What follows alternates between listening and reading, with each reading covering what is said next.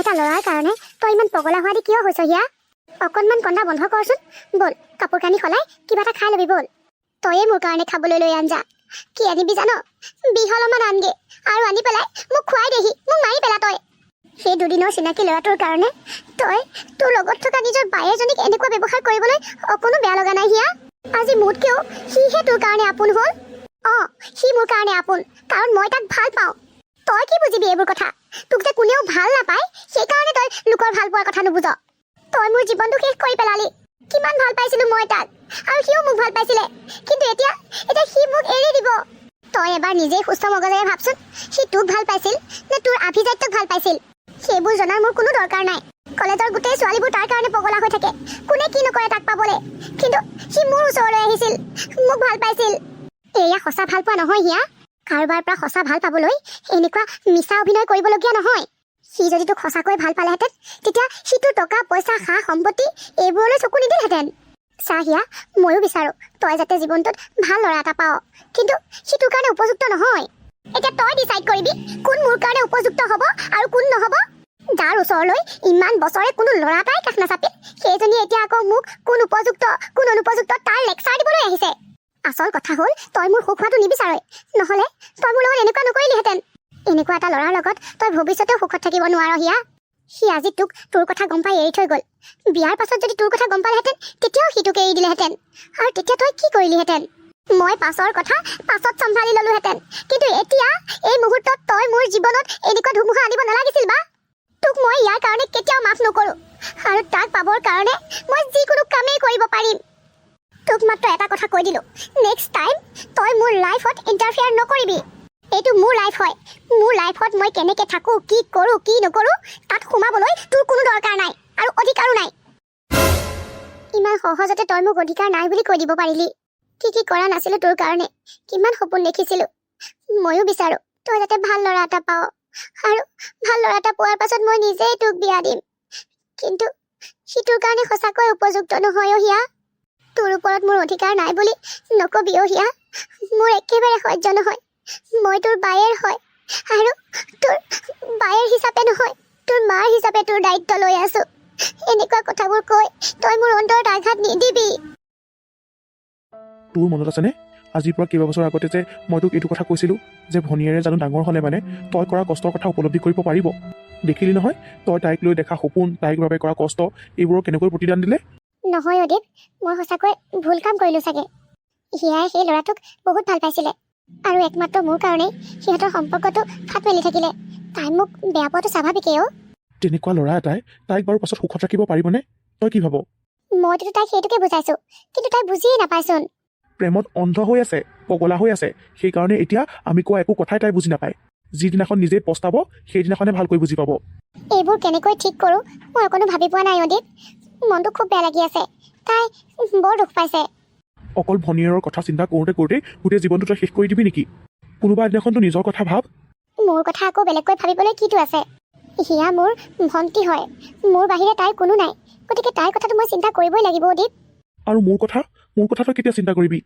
তোৰ কথা আকৌ কি চিন্তা কৰিব লাগে? আৰু তোৰ কথা চিন্তা কৰিবলৈ তোৰ মা দেউতা আছে নহয়? আছে, কিন্তু মই বিচাৰোঁ তয়ো মোৰ কথাটো চিন্তা কৰ। তোৰ কথানো আকৌ মই কি চিন্তা কৰিবলগীয়া আছে? ইমান বছৰে তই মোৰ মনৰ কথাটো সঁচাকৈ বুজি নাপালিনে? মই আকৌ তোৰ কি কথা বুজি পাব লাগে? বুজাই ক আকৌ, তেতিয়াহে বুজি পাম। তই সঁচাকৈ বুজি পোৱা নাই মই কি ক'ব বিচাৰিছোঁ? নাই পোৱা অ'। মই তোক নিজৰ কৰি ল'ব বিচাৰিছোঁ সংগীতা। মানে তই কি ক'ব বিচাৰিছ দীপ? ইমান দিনে যে মই তোৰ লগত তোৰ চাহটোৰ দৰে তোৰ প্ৰত্যেকটো ক্ষেত্ৰতে সহায় কৰি আছিলোঁ, কিয় আছিলোঁ বাৰু? মই আকৌ তই মোক বন্ধু হিচাপে সহায় কৰি আছ বুলি ভাবিছিলোঁ। মানে তোৰ এই সহায়ৰ পাছত স্বাৰ্থ আছে? দহটোৰ মূৰত স্বাৰ্থ আছে। মই তোৰ লগত কেৱল বন্ধু হিচাপে থকা নাছিলোঁ। তই এতিয়াও বুজি নাপালি? মই তোক ভাল পাওঁ সংগীতা, তোক মই মোৰ পত্নী কৰিব বিচাৰোঁ। তই মোলৈ বিয়া হবিনে? তই এইবোৰ কি কৈছ দীপ? কিয় এইবোৰ কথা কৈছ? এইটো অসম্ভৱ। তই মোৰ কাৰণে যিবোৰ ভাবি আছ সেইবোৰ এতিয়াই মনৰ পৰা আঁতৰাই পেলা। কিয়? তই তাৰমানে বেলেগক কথা দি থৈছ নেকি? কাকো কথা দি থোৱা নাই, মই এতিয়াই মোৰ কথা ভবাই নাই। তেন্তে এতিয়া ভাব। চা দীপ, তই হলি এটা চাকৰি কৰা ল'ৰা, আৰু মই তহঁতৰ হোটেলত বাচন বৰ্তন ধোৱা এজনী কাম কৰা মহিলা। তোৰ আৰু মোৰ সম্পৰ্ক কেতিয়াও সম্ভৱ নহয়। কিয় সম্ভৱ নহ'ব? খুৰা খুৰীয়ে মোক তোৰ বোৱাৰী হিচাপে কেতিয়াও মানি নলয়। কিয় মানি নল'ব? তোক মোৰ মা দেউতাই কিমান ভাল পায়, কিমান মৰম কৰে তই দেখা নাই? সকলো মাক বাপেকৰে নিজৰ ল'ৰাটোৰ বিয়াখনক লৈ বহুত সপোন থাকে দীপ। মই স্বীকাৰ কৰিছোঁ, খুৰা খুৰীয়ে মোক বহুত ভাল পায়, বহুত মৰম কৰে, কিন্তু তোৰ বোৱাৰী হিচাপে নহয়। সেই দৃষ্টিভংগীৰে তেখেতসকলে মোক চোৱা নাই। মই তহঁতৰ হোটেলত কাম কৰা মানুহ এজনী, আৰু তোৰ বিয়াখন তহঁতৰ মা দেউতাই চাগে বহুত ভাল ছোৱালীৰ লগত কৰিম বুলি ভাবি থৈছে। তই যিমান মোৰ মা দেউতাক জান, তাতকৈ মই বহুত বেছি জানো। আৰু মা দেউতাই মোৰ সুখটোকে গুৰুত্ব দিয়ে। মই যাৰ লগতে সুখী হ'ম বুলি ভাবে, তাৰ লগতে মা দেউতাই মোৰ বিয়া পাতি দিব। তোৰ অকল মোৰ মা দেউতাক লৈহে চিন্তা, নহয়নে? যদি মোৰ মা দেউতাই এইখন বিয়াত সন্মতি দিয়ে, তই কিন্তু মানা কৰিব নোৱাৰিবি। তই কিন্তু খুৰা খুৰীহঁতৰ লগত জোৰ কৰিব নোৱাৰিবি। জোৰ জবৰদস্তি কৰিবলগীয়া পৰিস্থিতিয়েই নহয়।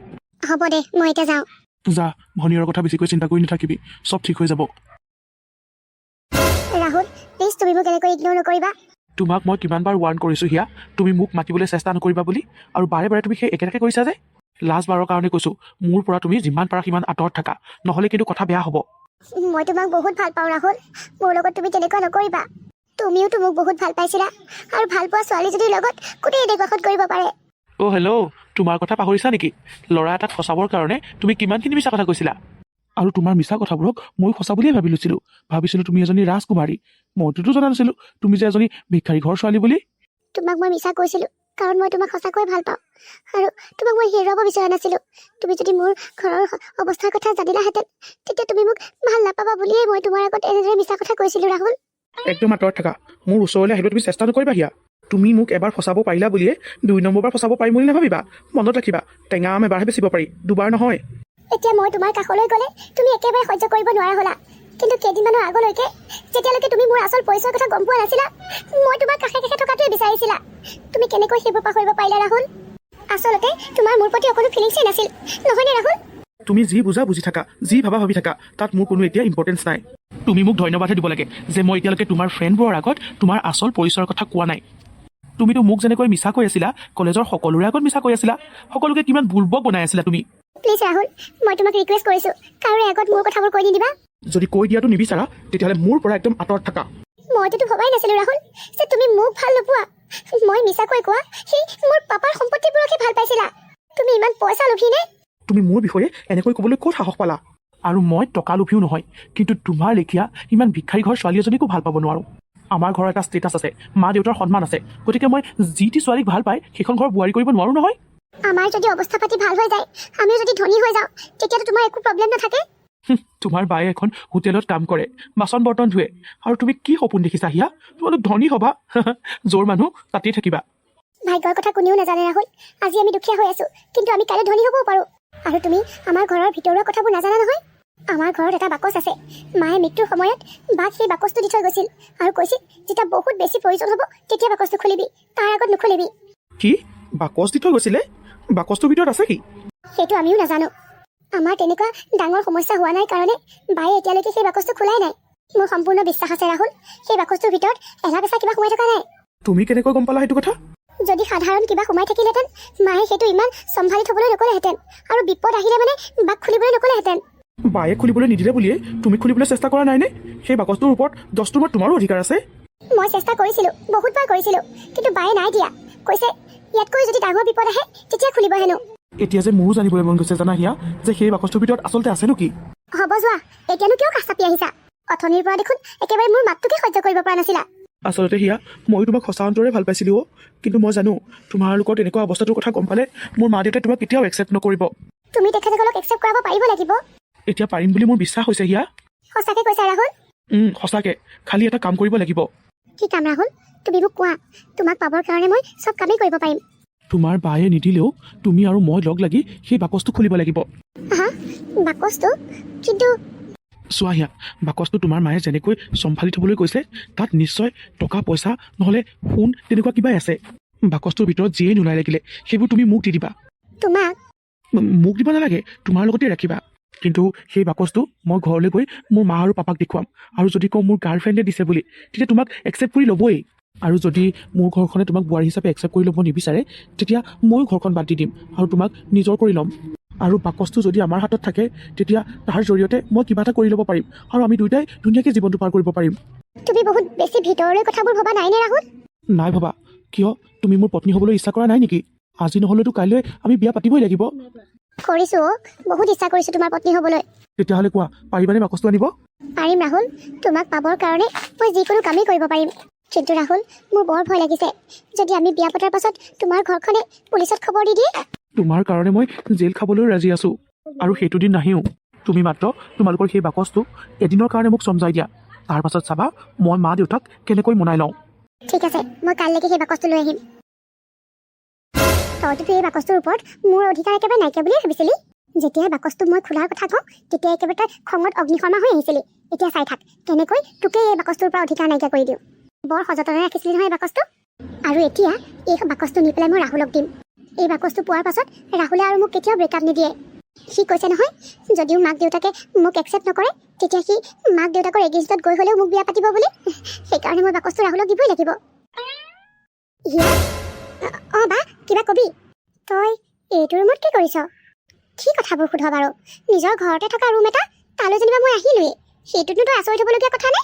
নহয়, আনকালে তই এইটো ৰুমলৈ নাহ, সেইকাৰণে সুধিছোঁ।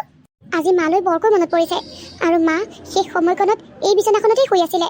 সেইকাৰণে ৰুমটোলৈ সোমাই আহিলোঁ। জানোচা, মনটো অকণমান ভাল লাগেই। তোৰ আকৌ আজি মালৈ কিয় মনত পৰিলে?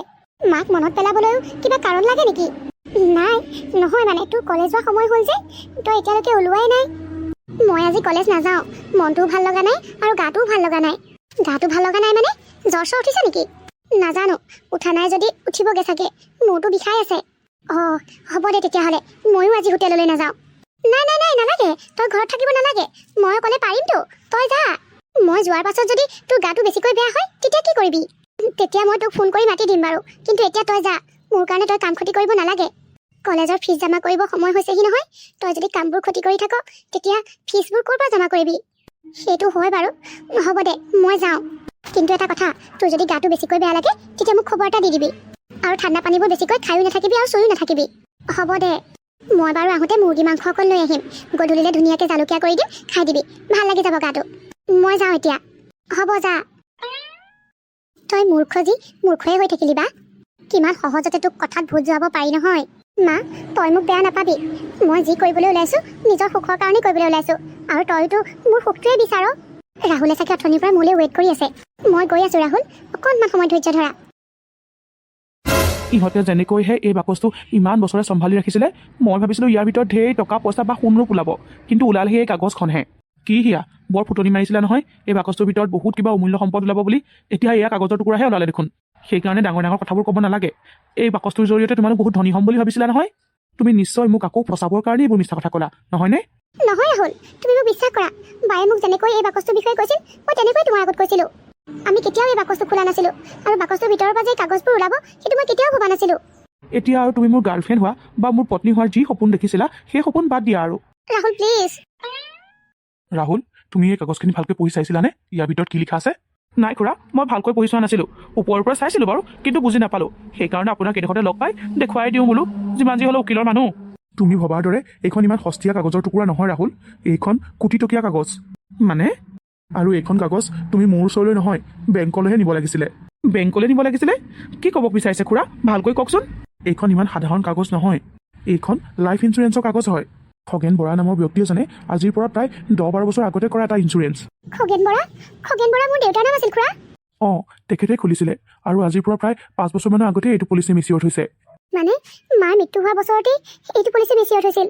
এনেই এই পলিচিটোত কিমানমান টকা ওলাব বাৰু খুৰা?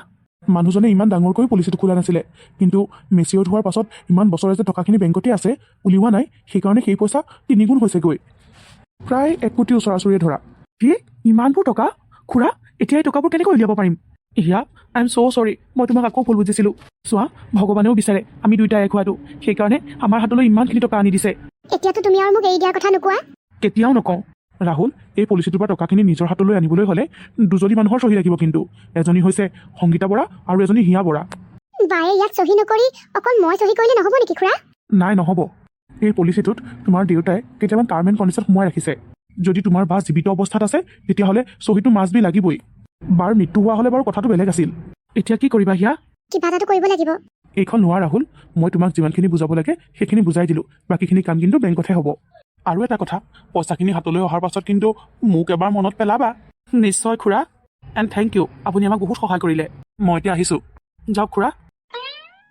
ৰাহুল দেখিছানে দেউতাই সদায় আমাৰ ভালটোকে চিন্তা কৰিছিলে ইমানখিনি টকা এতিয়া আমাৰ হ'ব তুমি এটা কথা চিন্তা কৰিছানে নাই কি কথা তোমাৰ বায়েৰৰ চাইনটো ইয়াত কেনেকৈ ল'বা আৰু বায়ে চাইন নকৰালৈকে টকাখিনি আমাৰ হাতলৈ নাহিব নহয় সেইটো তুমি অকণো চিন্তা কৰিব নালাগে তাইৰ পৰা কেনেকৈ চাইনটো ল'ব লাগে সেইটো মই ভালকৈ জানো টকাখিনি তোমাৰ একাউণ্টত সোমোৱাৰ পাছত মোৰ একাউণ্টলৈ ট্ৰান্সফাৰ কৰি দিবা তোমাৰ একাউণ্টলৈ আকৌ যদি মই মোৰ একাউণ্টত তুমি দিয়া টকাখিনি মা দেউতাহঁতক দেখাওঁগৈ তেতিয়া তোমাক মা দেউতাহঁতে বোৱাৰী হিচাপে একচেপ্ট কৰি ল'বই আৰু একচেপ্ট কৰি নল'লেও আমি দুটাই সেই টকাখিনিয়ে নতুনকৈ জীৱনটো গঢ়িব পাৰিম তুমি মোৰ ওপৰত সন্দেহ কৰিছা নেকি হিয়া একো কোৱা নাই যে নাই কৰা তোমাৰ ওপৰত আকৌ মই কিয় সন্দেহ কৰিম আৰু মোৰ একাউণ্টত টকাখিনি থাকিলে ছেফ হৈ থাকিব সেইটো কেনেকৈ চোৱা তোমাৰ বায়ে যদি কেনেবাকৈ গম পাই যায় যে এই বাকচটোৰ পৰা টকাগাল তুমি তোমাৰ একাউণ্টত ৰাখিছা বুলি তেতিয়া টকাখিনি বাৰ হাতলৈ নিবৰ কাৰণে যিকোনো প্ৰকাৰে চেষ্টা কৰিব আৰু যদি সেই টকা তোমাৰ একাউণ্টতেই নাথাকে তেতিয়াহ'লে একো ষড়যন্ত্ৰ চলাব নোৱাৰে তুমি ঠিকেই কৈছা হ'ব এতিয়া তুমি ঘৰলৈ যোৱা আৰু যেনে তেনে বাহিৰৰ পৰা চহীটো লোৱাগে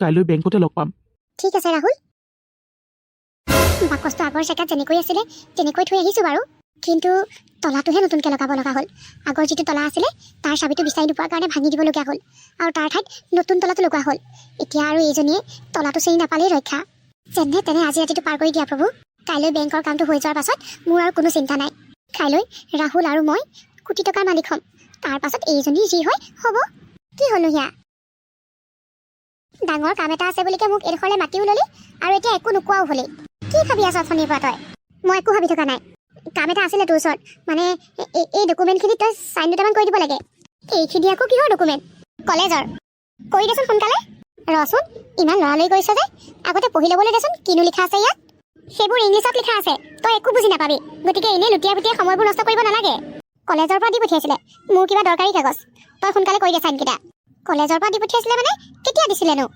কলেজৰ পৰা দি থৈছিলে যদি তই যে মোক আজিহে চাইন কৰিবলৈ দিছ যে আগতে দি থোৱা নাছিলে আজিহে দিছে তই দেখোন আজি কলেজলৈকে নগলি তোৰ বোলে গাটো বেয়া লাগিছিলে কলেজলৈ নাযাওঁ বুলিয়ে ভাবি আছিলোঁ তই দেখিছিলে দেখোন মোৰ গাটো ভাল লগা নাছিলে কিন্তু ছাৰহঁতে ফোন কৰি পেলাই মাতি পঠিয়ালে এই কাগজখিনি আনিবলৈ সেইকাৰণে গাটো বেয়া যদিও গ'লোঁ আৰু টেবলেট এটা খাই ল'লোগৈ ভাল পালোঁ হ'ব দে কৰি দিছোঁ বাৰু আজি মোৰ ৰাহুল বহুত হেপী হ'ব ইমান সহজতে যে মই বাৰ চহীটো ল'ব পাৰিম সি চাগে ভবাই নাছিলে আজি আমাৰ দুটাৰ কাৰণে সঁচাকৈ বহুত ভাল দিন এটা আজিৰ পাছত ৰাহুলে আৰু কাহানিও মোক এৰাৰ কথা নাভাবিব মইতো ভবাই নাছিলোঁ যে মই মোৰ ভালপোৱাক আকৌ ঘূৰাই পাম মা দেউতা থেংক ইউ এয়া অকল তোমালোকৰ কাৰণে সম্ভৱ হৈছে ৰাহুলৰ লগত এইজনী কোন এইজনী চোন লিজাই ৰাহুলৰ লগত কি কৰিছে আৰু ইমান ওচৰতে আছে যে লিজাও এটা সময়ত ৰাহুলৰ কাৰণে পগলা হৈ আছিল লিজা ইমান ধুনীয়া যদিও ৰাহুলে তাইক চুজ নকৰি মোক চুজ কৰিছিলে কিন্তু আজি ৰাহুলে লিজাৰ লগত কি কৰি আছে নিশ্চয় লিজাই ৰাহুলক তাইৰ প্ৰেমত পেলাবলৈ এতিয়াও চেষ্টা এৰি দিয়া নাই চাগে তই মোক চিনি পোৱা নাই লিজা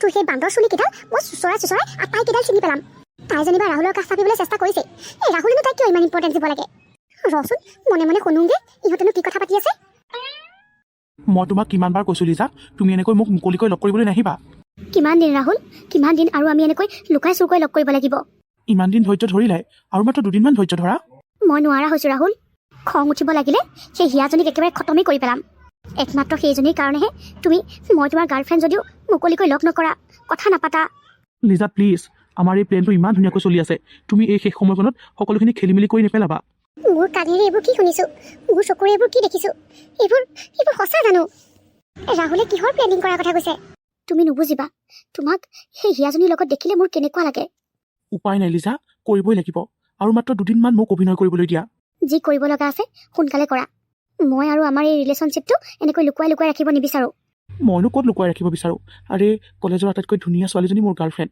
এইটো মোৰ কাৰণে কম গৌৰৱৰ কথা নে দেখিছোঁ ইমানেই যদি গৌৰৱৰ কথা হ'লহেঁতেন তেতিয়া তুমি সেইজনীক সময় নিদিলাহেঁতেন এনিটাইম মোৰ লগতেই থাকিলাহেঁতেন মই কৈছোঁতো তাইৰ লগত সময় কটোৱা কি তাইৰ মুখখন দেখিলেই তাইৰ লগত কথা পাতিবলগীয়া হ'লেই মোৰ খং উঠি যায় কিন্তু উপায় নাই লিজা টকাখিনি মোৰ একাউণ্টলৈ আহিবলৈ দিয়া তাৰ পাছত মই এই সকলোখিনি অভিনয় বন্ধ কৰি দিম আৰু তাইক মই তাইৰ অকাত দেখুৱাম ভিক্ষাৰী ঘৰৰ ছোৱালী হয় তাই আৰু সদায় ভিক্ষাৰী হৈয়ে থাকিব সিহঁতৰ লেখীয়া ভিক্ষাৰী ঘৰৰ মানুহে ইমানখিনি টকা ডিজাৰ্ভ নকৰে লিজা এইটো ভাল হৈছে জানো ৰাহুল সিহঁতৰ দেউতাকে বহুত কষ্ট কৰি টকাখিনি জমা কৰিছিলে মাত্ৰ ছোৱালীকেইজনীৰ কাৰণে আৰু যদি সেইখিনি টকা তুমি লৈ লোৱা মোৰ কাৰণে কি ভাল কি বেয়া সেইটো মই বিচাৰ কৰিব পাৰোঁ লিজা তুমি মোক এইবোৰ জ্ঞান দিবলৈ নাহিবা টকাখিনি মোৰ হাতলৈ আহিলে প্ৰফিট কেৱল মোৰেই নহয় তোমাৰো হ'ব তেতিয়া তোমাক মই কিমান দামী গিফ্ট দিম নহয় তুমি কল্পনাও কৰিব নোৱাৰিবা ই মানে মোৰ তলে তলে এইখিনি প্লেনিং কৰি আছে প্ৰেমত অন্ধ হৈ মই কি কি কৰিলোঁ। মোৰ নিজৰ বাজনীকে মই ইমান বেয়া ব্যৱহাৰ কৰিলোঁ।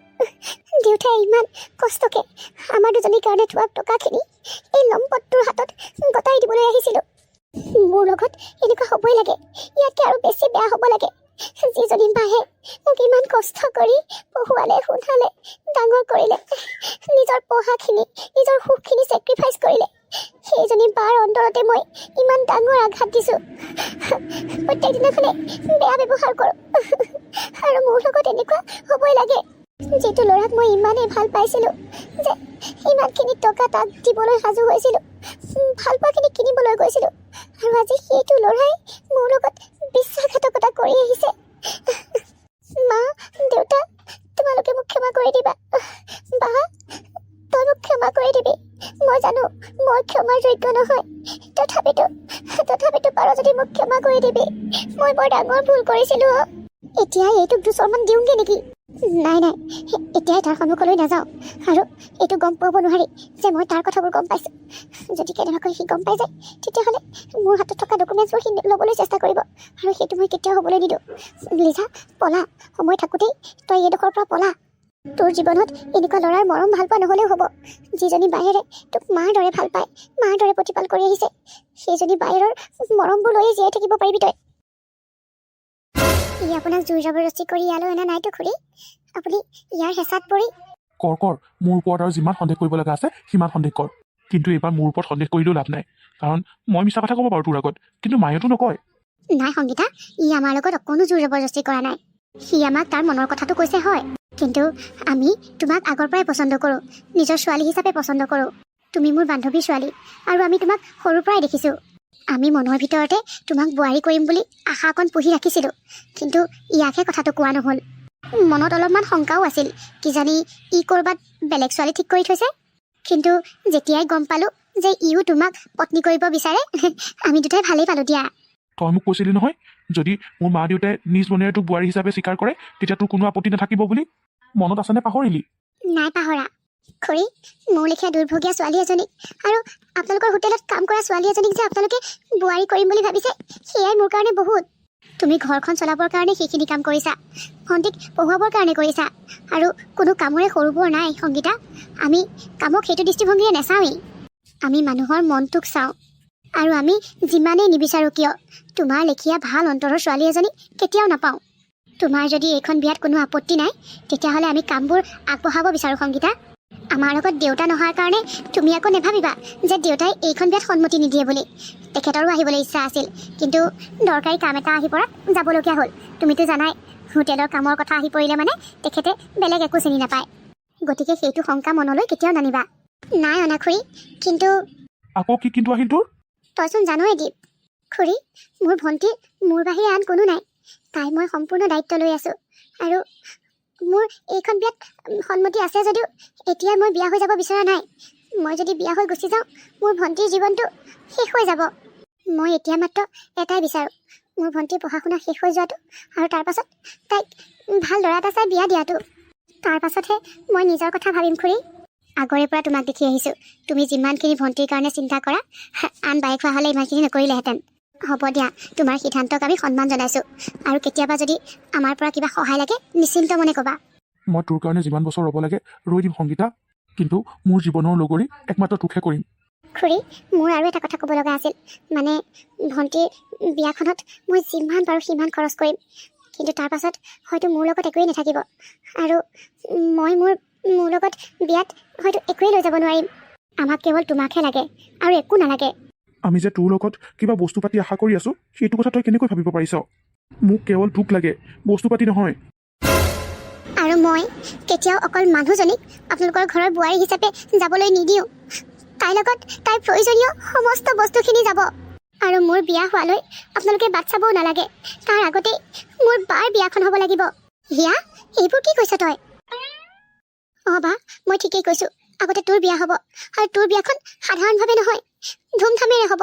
তোৰ লগত প্ৰয়োজনীয় বস্তু যিমানখিনি লাগে সকলোখিনি যাব। তোৰ আজি কি হৈছে হিয়া? তই এনেকুৱা কথাবোৰ কিয় কৈছ? এতিয়াই মই মোৰ কথা ভবাই নাই হিয়া, তই মোৰ দায়িত্ব। গতিকে আগতে মই তোৰ কথা ভাবিম, তোক ভালকৈ বিয়া দিম, তাৰ পাছতহে মোৰ কথা ভাবিম। আৰু মোৰ বিয়াখন ধুমধামেৰে পাতিবলৈ সিমান টকা নাই অ' হিয়া।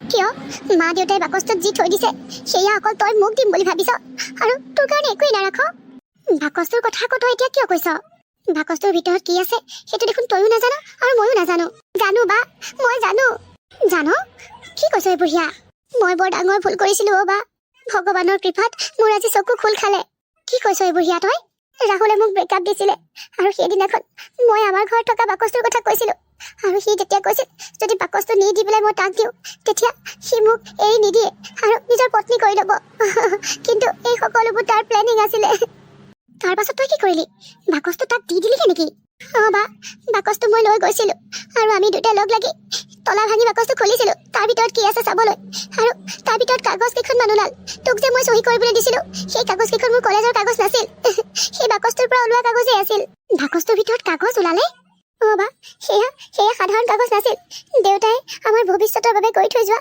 লাইফ ইঞ্চুৰেঞ্চ আছিল জানো সেই ইঞ্চুৰেঞ্চটোত প্ৰায় 1 কোটি টকা জমা হৈছেগে কালি তোৰ পৰা চহী লৈ আজি সেইখিনি বেংকত জমা দি টকাখিনি উলিয়াই মই ৰাহুলৰ নামত ৰাহুলৰ একাউণ্টত জমা কৰিম বুলি ভাবিছিলো কি অঁ বা প্ৰেমত মই অন্ধ হৈ গৈছিলো যাৰ কাৰণে মই কি কৰিছো কি নাই একো ধৰিবই পৰা নাছিলো কিন্তু ভগৱানে মোক সঠিক সময়ত চকু খোল খুৱাই দিলে মই আজি তাৰ কথা শুনিলোগে সি এইবোৰ সকলোখিনি প্লেনিং কৰি আছিল মোৰ পৰা টকাখিনি লৈ সি মোক হিয়া তই এনেকুৱা এটা কাম কৰিবি বুলি মই সপোনতো ভবা নাছিলো প্ৰত্যেক দিনাখনেই তই সৰু সৰু কথাতে মোক ইমান বেয়াকৈ কৈছিলি তোৰ যিটোকে মন যায় সেইটোকে দাবী ধমকি গালি গালাজ পাৰি হ'লেও মোৰ পৰা আদায় কৰিছিলি এই সকলোখিনি মই পাহৰি পেলাব পাৰোঁ কিন্তু তই আজি যি ভুল কৰিলি তাৰ কাৰণে মই তোক কেতিয়াও মাফ কৰিব নোৱাৰোঁ তই হয়তো ভাবিছিলি যে মা দেউতাই যিটো বাকচ দি থৈ গৈছে সেই বাকচটো সম্পূৰ্ণ মই অধিকাৰ কৰি ল'ম তোক তাৰ পৰা বঞ্চিত কৰিম নহয়নে অঁ বা মই ভাবিছিলোঁ মই জানো মই যি ভুল কৰিলোঁ সেয়া ক্ষমা কৰি দিয়াৰ যোগ্য নহয় তই মোক যি শাস্তি দিয় দে অ' মই মোৰ ভুল স্বীকাৰ কৰিছোঁ আগলৈ আৰু মই এনেকুৱা ভুল কেতিয়াও নকৰোঁ তোৰ লগত কৰা প্ৰত্যেকটো বেয়া ব্যৱহাৰৰ কাৰণে তই মোক যি শাস্তি দিয় তাকেই দে কিন্তু মই সঁচাকৈ কৈছোঁ মই মোৰ ভুল বুজি পাইছোঁ বা তই মাত্ৰ মোক এটা চান্স দে সংগীতা তাই যিহেতু কৈছে যে তাই ভুল বুজি পাইছে গতিকে তাইক এটা চান্স দিছা অঁ সংগীতা তুমি এতিয়া খঙত আছা গতিকে অকণমান ধীৰ স্থিৰ হৈ কথাবোৰ ভাবিবা মই জানো তুমি তোমাৰ ভনীয়েৰক বহুত ভাল পোৱা আৰু তাই এই ভুলটো তুমি মাফ কৰি দিবা মা দেউতাই আমাৰ কাৰণে যিখিনি টকা থৈ গৈছে সেইখিনি টকাৰে মই তোৰ বিয়া পাতিম ধুমধামেৰে খৰচ কৰিম বিয়া পাতে ইমান কষ্টৰে থৈ যোৱা টকাকেইটা তাই বিয়া পাতি উৰুৱাই দিয়ে তোৰ পঢ়া শুনাৰ কাৰণে টকা নালাগিব আগতে তই পঢ়া শুনা কৰি ল তাৰ পাছত তোৰ বিয়াখন মই পাতি ল'ম তাৰ পাছতে মোৰ কথা চিন্তা কৰিম নহ'ব প্ৰথমতে তোৰ বিয়া হ'ব বায়েকজনী থাকোঁতে ভনীয়েকৰ বিয়া হয় নেকি আৰু তোৰ কাৰণে দৰা ওলাইও আছে মোৰ কাৰণেতো দৰা বিচাৰিবও লাগিব তাৰ কাৰণে কিমান সময় লাগিব গতিকে দৰা ওলাই আছে যেতিয়া তই প্ৰথমতে বিয়া হ'ব লাগিব তোমাৰ কাৰণে দৰা ওলাই থকা নাই হয় পিছে আমি কিন্তু এনেকুৱা এটা ল'ৰাক জানো দেই যিয়ে ছোৱালী বিচাৰি ফুৰিছে মানে আমাৰ ভতিজা ল'ৰাটোৰ কথা কৈছোঁ আমাৰ ঘৰৰ কাষতে যে আছে ঘৰটো সেই ঘৰৰে ল'ৰা বয়সত ল'ৰাটো আমাৰ দীপতকৈ সৰু হ'ব কিন্তু সি যোৱা বছৰ হাইস্কুল এখনত মাষ্টৰ চাকৰি পাইছে আৰু মাকৰ গাটো ইমান ভাল হৈ নাথাকে সেইকাৰণে ছোৱালী এজনী বিচাৰি ফুৰিছে আৰু যদি মনে মিলা ছোৱালী পায় তেতিয়া বিয়াখন পাতিবই সংগীতা তোমাৰ যদি একো আপত্তি নাথাকে ভনীয়েৰক দেখোন তোমাৰ দেৱৰলৈকে লৈ যাব পাৰিবা অঁ মা ভালেই হ'ব দিয়া বায়েক ভনীয়েক দুইজনী যা যোৱালী হ'ব কিন্তু খুৰী এই পঢ়া শুনা তুমি সেইটো কথা কোনো চিন্তা কৰিব নালাগে সংগীতা সিহঁতে কাকো পঢ়া শুনাত বাধা নিদিয়ে আৰু মই যদি কওঁ এই পঢ়া শুনা কমপ্লিট হোৱালে সিহঁত ৰৈ দিব আৰু বিয়াৰ যা যোগাৰ চলোৱালে এইৰো পঢ়া কমপ্লিট হৈয়ে যাব নহয় যদি বিয়াৰ পাছতো মোৰ ভণ্টিজনী মোৰ চকুৰ সন্মুখতেই থাকে তেতিয়া মই নিজকে ভাগ্যৱান বুলিহে ক'ম খুৰী আপুনি কথা পাতিব পাৰে এই মজা হিয়া তুমি কাগজখিনি লৈ বেংকলৈ গৈছিলা নেকি মানে টকাখিনি তোমাৰ একাউণ্টত সোমালে নেকি নাই দীপদা সেইখিনি নাপালোগে ভাগ্য ভাল তাৰ আগতে মই তাৰ আচল স্বৰূপটো দেখিলোঁ আৰু নিজকে শুধৰণি কৰিব পাৰিলোঁ ঠিক আছে যিহেতু এতিয়া ৰাহুলে গমেই পালে টকাখিনিৰ কথা এতিয়া ভালকৈ চকু দি থাকিব লাগিব যাতে টকাখিনি বেয়া মানুহৰ হাতলৈ গুচি নাযায় কি কৰিম দীপদা এতিয়া টকাখিনি ছেফ হৈ থাকিবলৈ কি কৰিব লাগে সেইটো ভালকৈ বেংকত কথা পাতিব লাগিব আৰু সংগীতা মই এটা কথা ভাবিছোঁ হিয়া কি ভাবিছ তাৰ পৰা অলপ টকা খৰচ কৰি আমি ইয়াতেই ধুনীয়াকৈ ঘৰ এটা বনাই ল'ম যাতে মা দেউতাহঁতৰ স্মৃতিবোৰ ইয়াত সদায় সজীৱ হৈ থাকিব পাৰে ভালেই ভাবিছ মই এটা কথা কওঁনে ক তহঁতৰ দেউতাৰে ইমান কষ্ট কৰি তহঁতৰ কাৰণে সেই টকাখিনি গোটাই থৈছিলে তহঁতে যদি পাৰ যদি থাকেগৈ তেতিয়াহ'লে তাৰ অলপমান টকা খৰচ কৰি কিবা বিজনেছ এটাও কৰি থবি সৰুকৈ হ'লেও কৰি থবি তাৰপাছত তহঁতে কষ্ট কৰি পেলাই সেই বিজনেছটোত অকণমান ডাঙৰ কৰি পেলাবি তহঁতৰ পাৰ্চনেল কথাত মাত মতাৰ অধিকাৰ নাই বাৰু তথাপিতো মোৰ মনলৈ আহিলে কাৰণে কথাটো কৈ দিলোঁ দীপদা কিয়নো এনেকৈ কৈছে আপুনি যি কৈছে একদম শুদ্ধ কথা কৈছে অঁ দীপ, তই একেবাৰে ভাল কথাটোৱে কৈছ। তোমালোকৰ এই সকলোবোৰ চিজিল লাগিলে ক'বা। আমি কিন্তু এই ককায়েক ভাইখালৰ বিয়া পাৰিলে একেদিনাখনেই পাতিম দেই। তোমালোক কইনা দুজনীৰ যদি আপত্তি নাথাকে। আৰু মই আজিয়েই এই বিষয়ে ঘৰৰ সকলোৰে লগত কথা পাতিমগৈ। তোমালোক দুয়োজনীক যদি আমি আমাৰ ঘৰৰ বোৱাৰী কৰিব পাৰোঁ, তেতিয়া তোমালোকৰ মাৰ আত্মা, মানে মোৰ বান্ধৱীৰ আত্মাই বহুত শান্তি পাব। দেখিছে খুৰী, মাক দেউতাকৰ নিজৰ সন্তানৰ প্ৰতি থকা মৰম দায়িত্ববোৰ মৃত্যুৰ আগতো আমাৰ কাৰণে কিমানখিনি কৰিলে, আৰু মৃত্যুৰ পাছতো আমাৰ ভৱিষ্যতৰ কাৰণে কিমানখিনি চিন্তা কৰি থৈ গ'ল।